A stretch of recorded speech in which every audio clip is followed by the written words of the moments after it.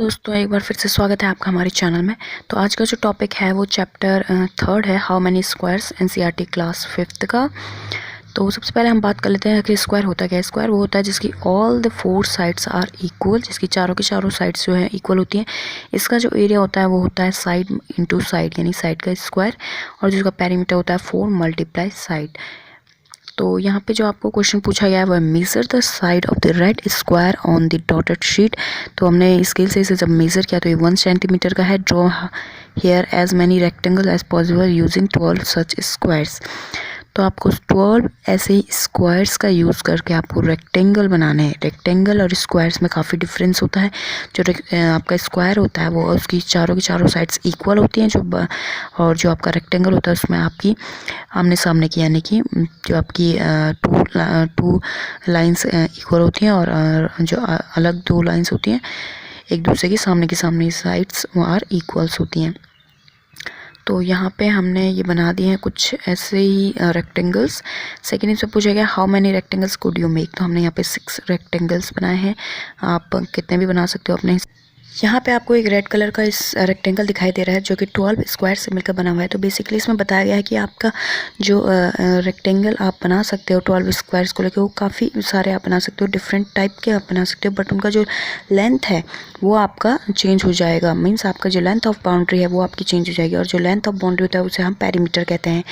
तो मीन्स आपका एरिया तो आपका सेम रह सकता है, बट आपका पेरीमीटर चेंज हो जाएगा अगर आप शेप चेंज करते हो तो इसमें जो क्वेश्चन पूछा गया है which of these rectangle has the longest perimeter.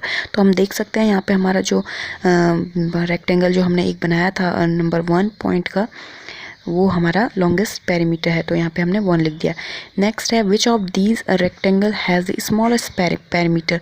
Means सबसे स्मॉलेस्ट पेरीमीटर किसका है। तो पेरीमीटर होता है बाउंड्री ऑफ द लेंथ। तो यहाँ पे हमारा 2 हो गया, 6 हो गया, और यहाँ पे 4 भी है। तो इनके जो है इनका थोड़ा शेप चेंज है, मीन्स इनका बट इनका एरिया तो सेम है, 12 स्क्वायर्स को लेके हमने बनाया, बट इनका पेरीमीटर चेंज है। तो ये सबसे स्मॉलेस्ट पेरीमीटर इन तीनों का है। सेकंड जो है यहाँ पे है मेज़र स्टैम्प। तो स्टैम्प हमें पता ही है स्टैम्प्स क्या होते हैं। जो टिकट वगैरह होते हैं वो भी हमारे स्टैम्प होते हैं। यहाँ पे बताया गया 5 पैसे का है, 5 रुपीज़ का है, 75 पैसे का है, ये 2 रुपीज़ का है, 25 पैसे का है, और ये भी 2 रुपीज़ का है। तो यहाँ पे जो फर्स्ट क्वेश्चन है look at the interesting stamp. अब आपको यहाँ पे पूछा गया first question how many square on the 1 centimetre side does stamp A cover. Stamp A जो है वो कितने सेंटीमीटर जो हमारे स्क्वायर्स उनको कवर करता है, तो 18 है। एंड स्टैम्प बी हम यहाँ पे कैलकुलेट कर लेंगे, वो है 8।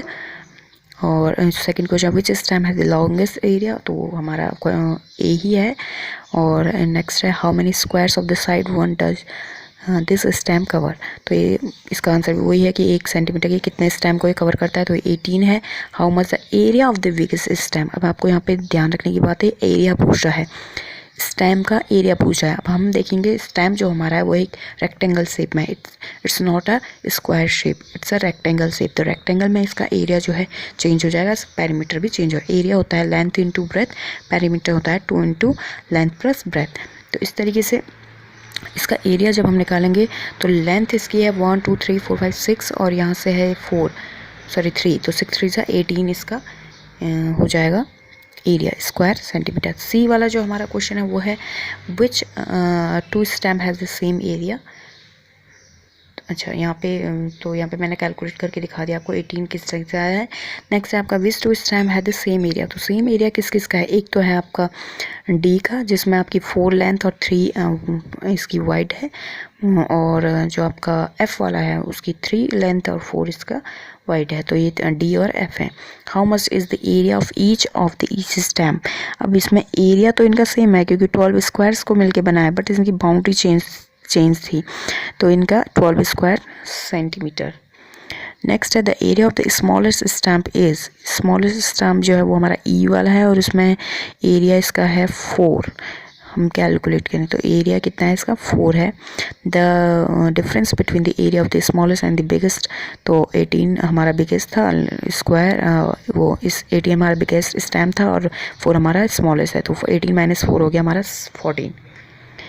Collect old stamp. तो यहाँ पे आपको कलेक्ट करने के लिए बोला गया है, और उन्हें उनका एरिया और जो उनका पेरीमीटर होता है वो फाइंड आउट करने के लिए बोला गया है।